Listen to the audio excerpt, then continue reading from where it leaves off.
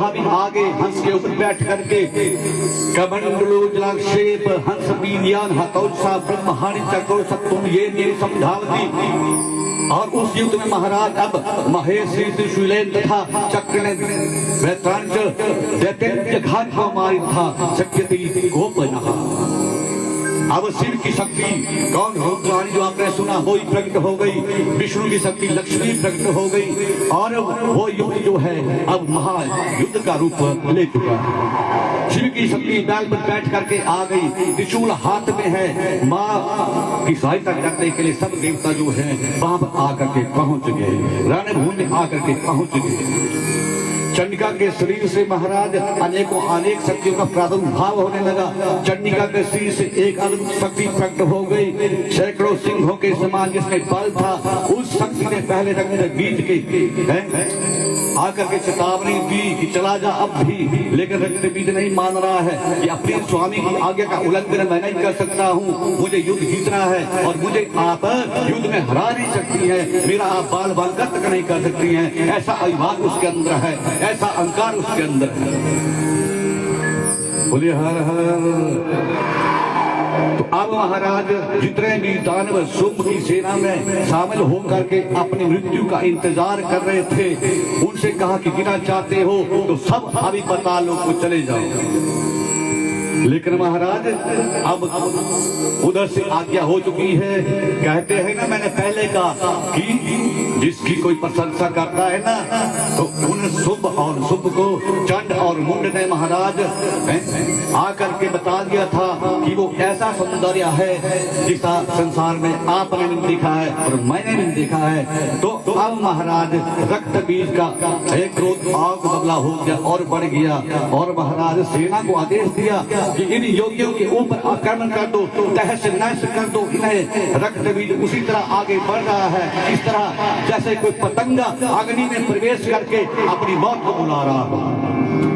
बोले हर हर हर।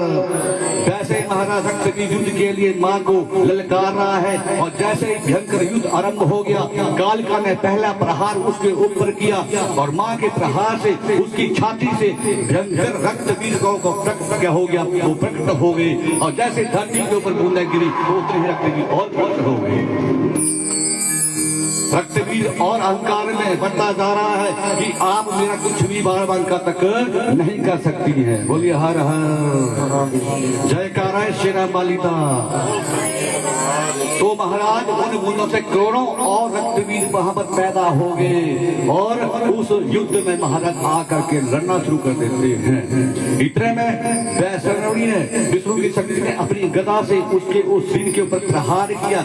जैसे बरसात के दिनों में पर्वतों से पहाड़ों से झरने बहते हैं, वैसे खून बहने लगा और फिर करोड़ों रक्त बीजों का प्रादुर्भाव उस युद्ध के बीच में हो गया। बोले हर हर। अब महाराज फिर भी वो दैत्य नहीं मारा जा रहा है, तो अब उस युद्ध में उस दैत्य को हराना बड़ा मुश्किल था। अनगिनत रक्त बीज पैदा हो जाते थे। उस युद्ध में देवियों ने महाराज युद्ध उसको कैसे जीता जाए आपस में विचार किया और अब महाराज अम्बा के पास, दुर्गा के पास, भवानी के पास जो सदियों से रहती है और बाद में भी रहेंगी, उसके पास आई और क्या कहा कि हे माँ आप बुद्धि की भंडार है। या देवी सर्वभूतेषु बुद्धि रूपेण संस्थिता नमस्तस्यै नमस्तस्यै नमस्तस्यै नमो नमः। कि हे माँ जैसे हम प्रहार कर रही हैं, एक बूंद धरती के ऊपर गिरने से एक रक्त बीज और जैसे ही हजारों बूंदें गिरती हैं तो हजारों रक्त बीज पैदा हो जाते हैं। तो आज हमें बताएं कि हम उस रक्त बीज का वध कैसे करें। किससे पूछा? आदि शक्ति भवानी से। वो तो भी कुछ भी नहीं कर रही है, वो वैसे सौम्य रूप में खड़ी है, उसके शरीर से ये शक्तियां पैदा हो रही है। बोले हर हर। तो कहा कि धैर्य करो। किसने कहा? प्रकृति ने, दुर्गा ने। धैर्य करो, युद्ध को बल से नहीं बुद्धि से जीता जा सकता है। हे चामुंडे अब युद्ध मैदान में जाओ और अपने मुख को इतना खोल दो कि जैसे ही ये काली मैया उसके ऊपर प्रहार करे तलवार से, और जैसे ही वो रक्त की बूंदें धरती के ऊपर गिरना शुरू करते हैं, उसी समय आप उस रक्त का पान करना शुरू कर दो, धरती के ऊपर आने ही मत दो, तब मारा जाएगा। बोले हर हर। वे चामुंडे जाओ और उससे रक्त का पान करना शुरू कर दो। अब जैसे ही माँ ने आज्ञा दी तो महाराज अब युद्ध मैदान में काली मैया चामुंडा मैया युद्ध भूमि आई और बड़े उत्साह के साथ धैर्य के साथ अब युद्ध करने लगी। बोले हर हर। चामुंडा मैया ने अपना मुख इतना खोल दिया कि पूरे युद्ध मैदान में केवल माँ का मुख ही नजर आ रहा है, और उधर से माँ काली ने अपने हाथ में, आपने देखा होगा, वो खप्पर ले लिया और एक प्रहार करती है, दूसरा महाराज उस रक्त बीज के उस रक्त को पीना शुरू कर देती है, और धरती के ऊपर महाराज वो रक्त अब आने ही नहीं दिया, तब जा करके धरती जोर से बजाओ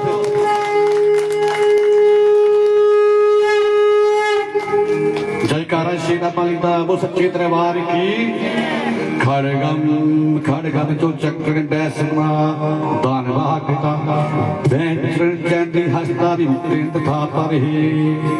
पल भर में महाराज अब रक्त बीज को काल का कलेवा बना दिया, और हम कहते हैं काली माता की पूजा घर में नहीं करनी, चामुंडा माता की पूजा घर में नहीं करनी, ये तो महाराज उस माँ का रूप है, भूल जाओ। इतने भी यहाँ पर प्रकट हो रहे हैं, अवतार हो रहे हैं, ये उसी माँ से निकल रहे हैं, उसी माँ का शरीर का अंश है। मानने के ऊपर फर्क रहता है कि हम माँ को मान किस तरह रहे हैं। अगर आप उसे तामसिक रूप में मानेंगे तो वो बलि लेगी, और आप शुद्ध सात्विक रूप से मानेंगे तो वो कभी बलि लेती। बोलो, क्योंकि माँ सारे संसार की माँ होती है, वो बलि किसी से लेती नहीं है। इस माँ के दरबार में बलि देनी है तो अपने पापों की दो, इस माँ के दरबार में बलि देनी है अपने गुनाहों की दो।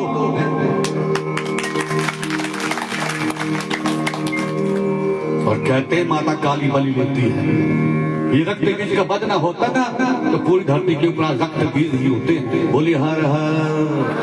हमारा जीना मुश्किल हो जाता, इसलिए अगर ऐसी भावना थी तो आज पंडाल में छोड़ करके घर जाना कि माँ काली भी माँ ही है, और वो कभी बलि लेती। बोली हर हर। अब महाराज